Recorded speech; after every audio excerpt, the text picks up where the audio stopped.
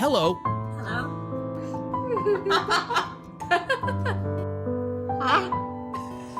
একটা মেয়ে যার হৃদয় ভেঙে গিয়েছিল মায়ের মৃত্যুতে, আর একটা পাখি যেটা উল্টে ঝুলে চিৎকার করত যতক্ষণ না কেউ তাকে বুঝে। দুজনের দেখা হয়েছিল ঠিক তখনই, যখন দুজনেই ভিতর থেকে হারিয়ে যাচ্ছিল। এই গল্পটা শুধুমাত্র একটা প্যারট আর একটা মানুষের বন্ধুত্ব নয়, এটা বাঁচিয়ে রাখার, ভালোবাসার আর আত্মার সংযোগের এক অবিশ্বাস্য কাহিনী। আমি শিওর একবার শুনলে মন থেকে মুছতেই পারবেন না। সে উল্টে ঝুলছিল আর চিৎকার করছিল নিরবিচ্ছিন্নভাবে।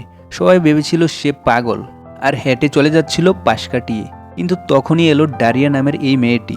ডারিয়া তখন তার মায়ের মৃত্যুতে ভেঙে পড়েছে। জীবনে কিছুই আর ভালো লাগছিল না। পাখিদের সান্নিধ্য সবসময় তাকে একটু শান্তি দিত। তাই সে চলে যায় এক পাখি রেস্কিউ সেন্টারে। সেখানেই প্রথম দেখে এই ব্যান্ডাল নামের পাখিটিকে। ব্যান্ডাল তখন খাঁচার বাদ ধরে উল্টে ঝুলে আছে আর গলা ফাটিয়ে চিৎকার করছে। তখন ডারিয়া কল্পনাও করতে পারেনি এই দেখা কত বড় একটা পরিবর্তন আনবে তার জীবনে। রেস্কিউ সেন্টারের এক কর্মী তাড়াতাড়ি সাবধান করেছিল তাকে, আর বলছিল এই প্যারটটাকে একদমই সামলানো যায় না, পাগল টাইপের। কিন্তু ডারিয়া যখন একটু কাছে গেল, তখন ব্যান্ডাল এক দৃষ্টিতে তার চোখে চোখ রেখে শান্তভাবে বলল, হ্যালো। তারপর থেকে ডারিয়া বারবার যেতে লাগলো ওর কাছে। পরপর 6 বার যাওয়ার পর সে বুঝলো ব্যান্ডালকে না নিয়ে ফিরে যাওয়া অসম্ভব। এভাবেই ব্যান্ডাল পেল তার নতুন বাড়ি। ডারিয়ার 3টি সন্তান আছে, আর ব্যান্ডাল আসার পর মনে হচ্ছিল যেন এটা চতুর্থ সন্তান। ডারিয়ার স্বামী প্রথমে একেবারেই খুশি ছিল না প্যারটটাকে আনার ব্যাপারে। কিন্তু একদিন ব্যান্ডাল হঠাৎ করেই বলল, পাপা। তারপর থেকে প্রতিদিন সকালে ওর স্বামী কাজের জন্য বেরোলে ব্যান্ডল পাপা বলে চিৎকার করে, যেন ওকে যেতে দিতে চায় না। ব্যান্ডাল ঘরটিকে আরও প্রাণবন্ত করে তোলে। তবে শুধু আনন্দ নয়, কিছু সমস্যাও নিয়ে এলো সে। ওর ভাণ্ডারে ছিল অজস্র অশ্লীল শব্দ। কখনো খাবারের বাটি ছুঁড়ে ফেলে, আবার কখনো চিৎকার করে গালাগালি দেয়। ডারিয়া বুঝতো এগুলি ওর অতীত জীবনের ছায়া। সম্ভবত আগের জায়গায় অনেক খারাপ কথা শুনেছে। তবে এখন সে ব্যান্ডালকে শিখাচ্ছে খারাপ শব্দের বদলে ভালো শব্দ আর গলা নিচু করে কথা বলা। ব্যান্ডাল এখন হাই, হ্যালো এরকম মিষ্টি কথাও বলে।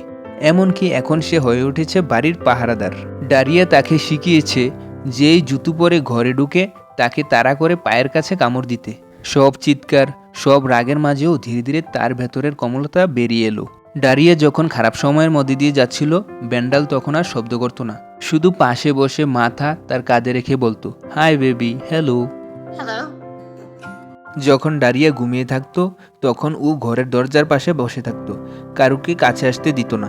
এই নীরব ভালোবাসার মধ্যেই ডারিয়া বুঝে গেছে শব্দের চেয়েও বেশি কিছু বলার ক্ষমতা রাখে এই পাখি। ব্যান্ডাল এখন 7 বছর বয়সী, আর তার জীবনের বেশিরভাগ সময় কেটেছে খাঁচায়। ডারিয়ার ইচ্ছা সে যেন লম্বা সময় খুশিতে বাঁচে, এবং একদিন ডারিয়ার মেয়ে যেন তার যত্ন নেয়। ব্যান্ডার তাকে বাঁচিয়েছে, আর ডারিয়া বাঁচিয়েছে ব্যান্ডারকে। কখনো কখনো জীবনে এমন একজন আসে যে শুরু থেকেই তোমার জন্য অপেক্ষা করছিল। ভালোবাসা সবসময় শুধুমাত্র রক্তের সম্পর্ক থেকেই আসে না। কখনো কখনো ডানা থাকা একটা প্রাণই আমাদের শেখায় ভালোবাসার মানে কিভাবে নিঃশব্দে পাশে থাকা। তো বন্ধুরা, আপনারা কি কখনো মানুষের প্রতি প্রাণীদের এমন ভালোবাসা নিজের চোখে দেখেছেন? কমেন্ট করে জানাবেন। ভিডিওটি ভালো লাগলে একটি লাইক দিবেন, আর চ্যানেলটি সাবস্ক্রাইব করে আমাদের পাশেই থাকবেন পরবর্তী ভিডিওর জন্য। আজকের মতো টাটা।